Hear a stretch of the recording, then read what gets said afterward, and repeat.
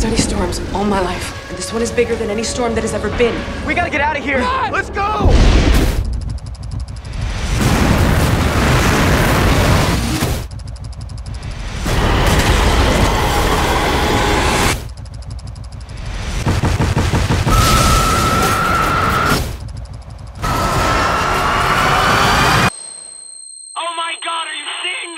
No Olho do Tornado, 28 de agosto, nos cinemas. Quentin Tarantino has revealed that his original vision for Kill Bill, subtitled The Whole Bloody Affair, is on its way to cinemas in 2015.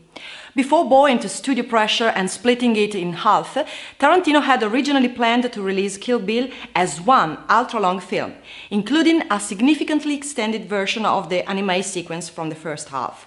We can't wait to see it, and we'll be back with more details soon.